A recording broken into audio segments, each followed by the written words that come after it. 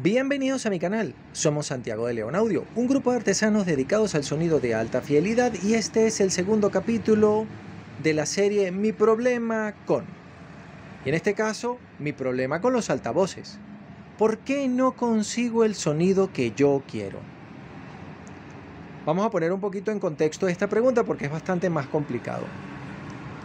En general, a la mayor parte de los entusiastas, y yo me incluyo entre ellos, nos gusta mucho la idea de oír nuestra música con unos altavoces compactos al estilo de un Voxel, un altavoz pequeño de estantería con un bajo de 6,5 pulgadas y un tweeter de cúpula de seda de 1 pulgada. Eso se debe a que son altavoces compactos, bonitos, elegantes, fáciles de instalar y que seguramente pueden ofrecernos un buen sonido y en la mayor parte de los casos tienen un excelente registro medio. El comentario de muchos de los creadores de contenido modernos es de que no necesitamos unos buenos altavoces porque hoy los códecs digitales son tan perfectos, tan limpios, tan puros, los amplificadores tienen una distorsión tan pequeña y la calidad de sonido que las instalaciones modernas pueden ofrecer es tan bueno que en realidad lo que importa es la facilidad y prácticamente cualquier altavoz puede hacer el trabajo. Esta por supuesto es una afirmación temeraria y estúpida porque descarta un hecho práctico muy importante y es que los altavoces tienen todos diseños y propósitos diferentes y han sido pensados para situaciones distintas. Me explico. En este canal yo les he mostrado en un montón de oportunidades un montón de receivers estereofónicos y amplificadores integrados. Básicamente Pioneer, Sansui y Marantz.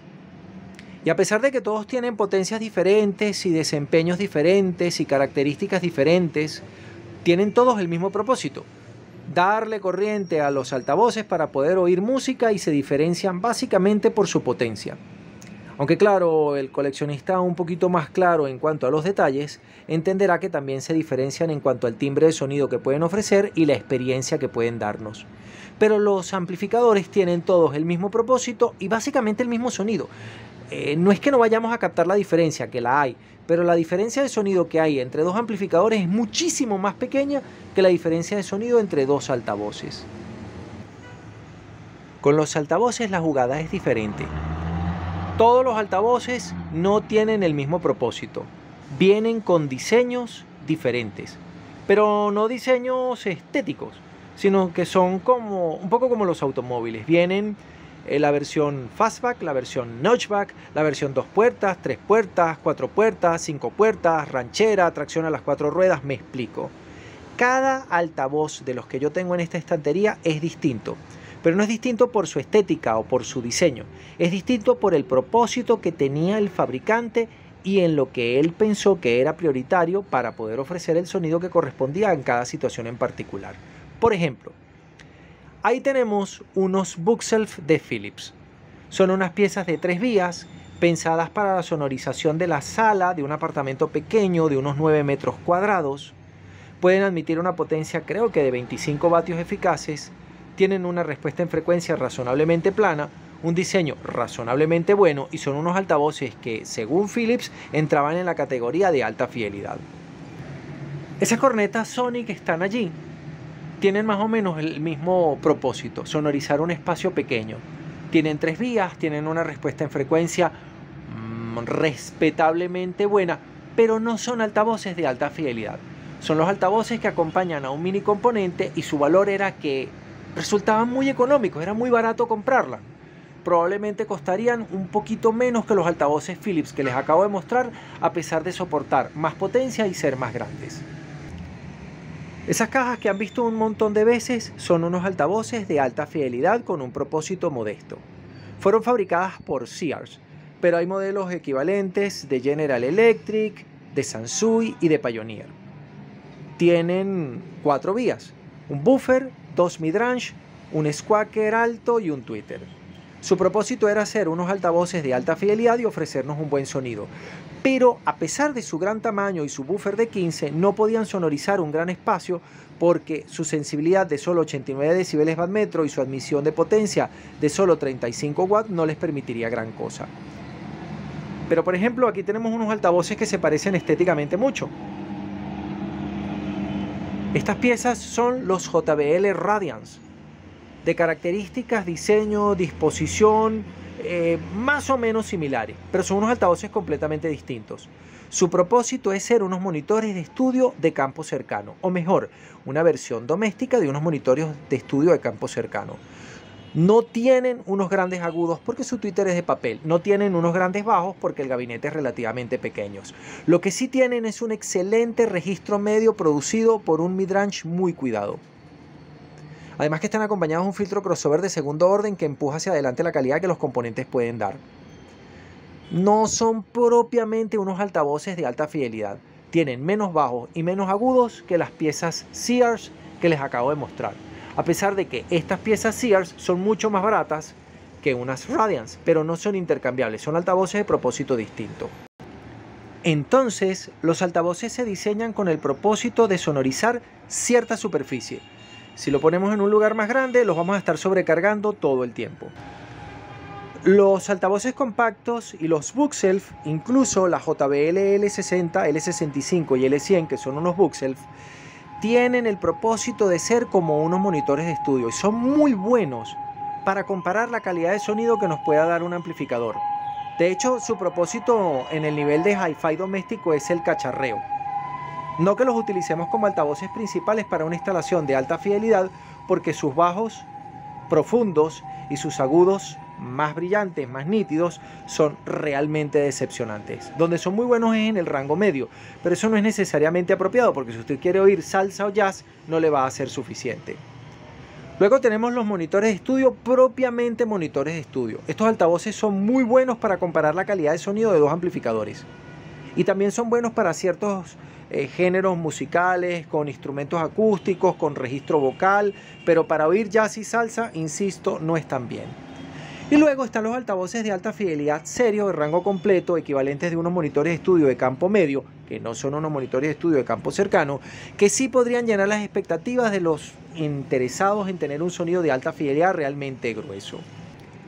Lamentándolo mucho, todos los altavoces no van con todas las salas, y todos los altavoces no van con todos los géneros musicales. Por ejemplo, nosotros les mostramos en algún video anterior unos todo banda. Los full range suelen llevarse bien con la música clásica.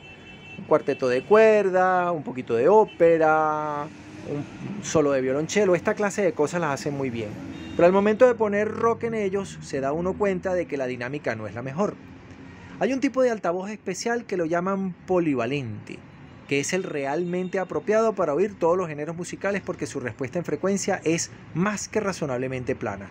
Aunque eso también es discutible porque cada fabricante tiene una firma, un timbre en su sonido en el que enfatizan los bajos, los agudos o los medios o lo que corresponda en función del tipo de sonido que ellos querían que dieran, aunque todos respetan más o menos el margen de los más menos 3 decibeles. Y esto nuevamente es discutible. Yo le mostré, por ejemplo, en los videos dedicados al ecualizador y a la puesta a punto de una sala de audio, cómo habíamos ecualizado unas piezas inglesas Goodman y luego unas piezas japonesas, unas Pioneer HPM 100, HPM 900. Y a pesar de conseguir una respuesta en frecuencia que se veía más o menos plana con un analizador de espectro, es decir, con un instrumento totalmente objetivo e imparcial, el sonido percibido era completamente distinto porque incluso a pesar de eso, los altavoces tienen su timbre, su sonido, su espacio sonoro, tienen una característica que va más allá de la simple respuesta en frecuencia, de la cual, por cierto, todo el mundo está muy pendiente, pero lo tienen muy descuidado. Un amplificador integrado puede tener una respuesta en frecuencia perfectamente plana dentro de los más o menos 0.5 decibeles. La respuesta en frecuencia no va a ser tan plana cuando estemos utilizando la entrada del fonógrafo, del plato tocadisco. Y no porque el ecualizador del plato tocadiscos tenga una respuesta en frecuencia irregular, normalmente también están dentro del margen del más o menos 0.25 a más o menos 1 decibel, son muy precisos. Lo que puede no tener una respuesta en frecuencia realmente plana es la aguja, el cartucho fonocaptor y la combinación entre la inductancia de la aguja y la capacitancia de entrada de la sección fono. Aún así, la discrepancia nunca va a ser mucho más grande que más o menos 2 decibeles, así que la podemos considerar realmente plana. La respuesta en frecuencia de unos altavoces puede estar dentro de los más o menos 3 decibeles, pero nuestra sala podría empujar hacia adelante los bajos o dejarnos sin graves más o menos 6 decibeles.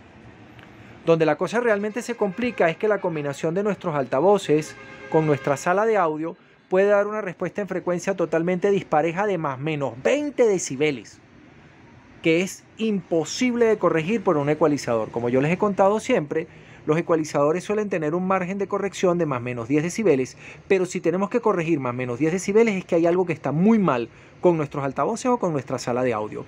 Una corrección aceptable es más o menos 4, más o menos 6 decibeles. Eso está bien, pero ojo, importante, más 3 decibeles es requerir el doble de potencia de nuestro amplificador. Pongamos esto por caso. Supongamos que me faltan los bajos y yo quiero corregirlos y le quiero poner más 3 decibeles aquí. Esto es más 3 decibeles, miren. Más 2, más 4, vamos a decir que en medio está más 3. Más 3 decibeles en 32 Hz. Bueno, eso quiere decir que al amplificador le voy a pedir el doble de la potencia justo a esta frecuencia para poder hacer esta pequeñísima compensación. Así que un más menos 10 decibeles, ese es un completo disparate. Pero luego hay un tema que siempre pasa por debajo de la mesa, que es el que yo les quiero comentar y es realmente importante. El timbre de nuestros altavoces. Cuando tenemos un amplificador moderno ochentoso, como podría ser por ejemplo este maravilloso Sansui AUG55 Extra de 1985-1987, solemos tener un timbre de sonido nítido y cristalino propio de la tecnología de este amplificador. Pero para el oído de un montón de gente va a sonar metalizado y ese timbre metalizado puede ser desagradable.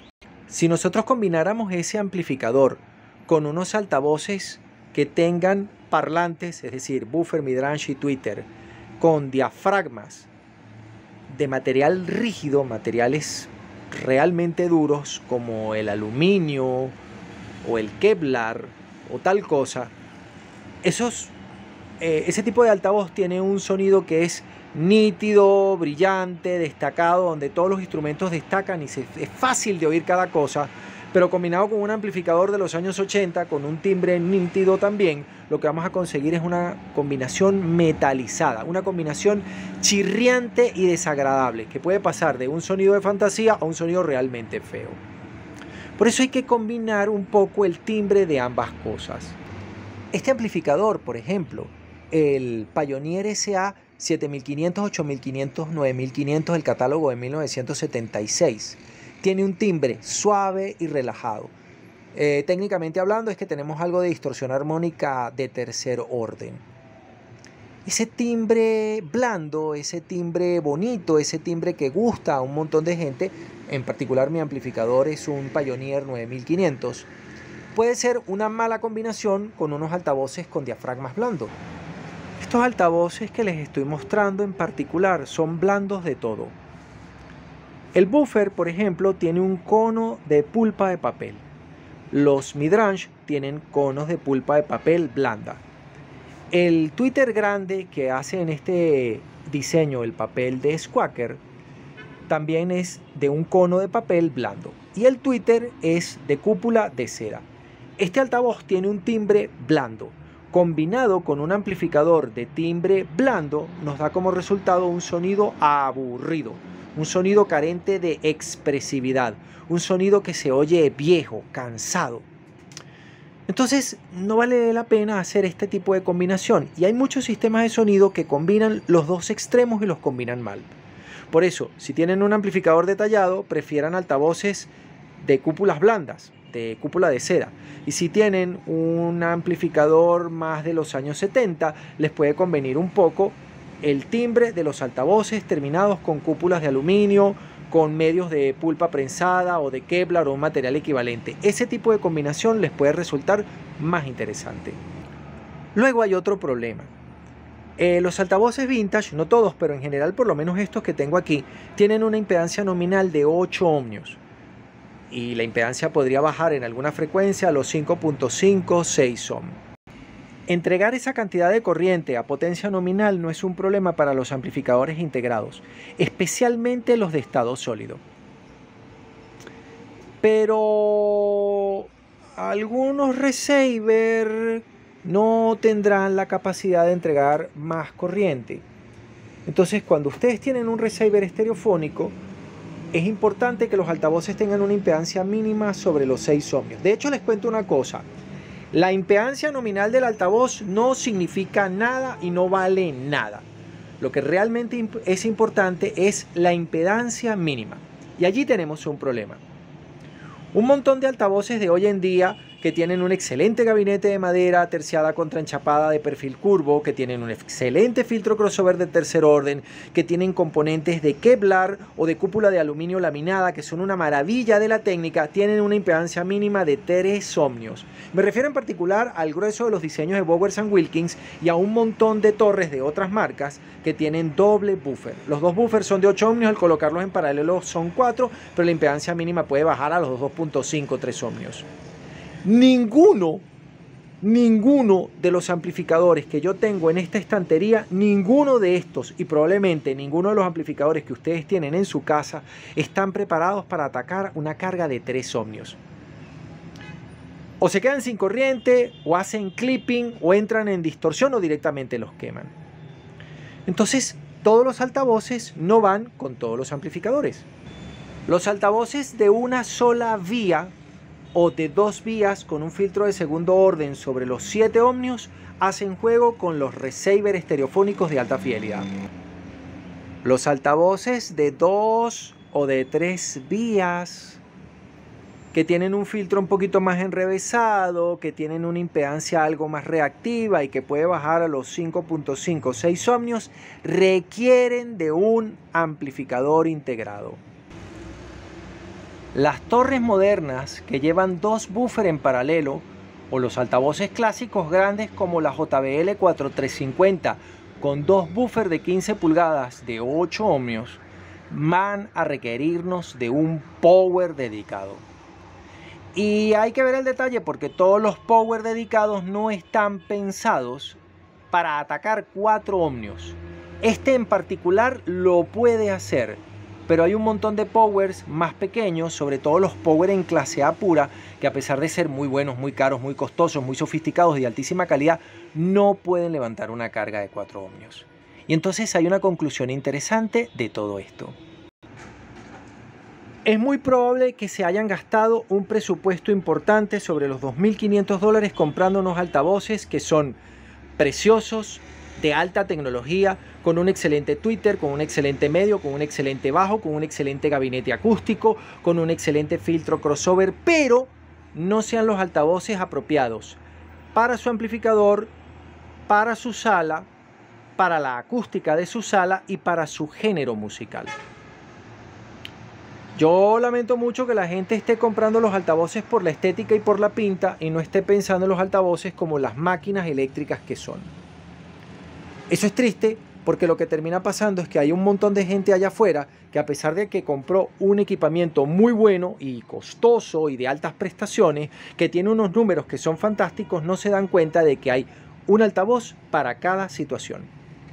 Hasta aquí este capítulo, más adelante les voy a contar qué se puede hacer. Pero normalmente la culpa no es de los altavoces, la culpa es de la combinación con el resto de los elementos.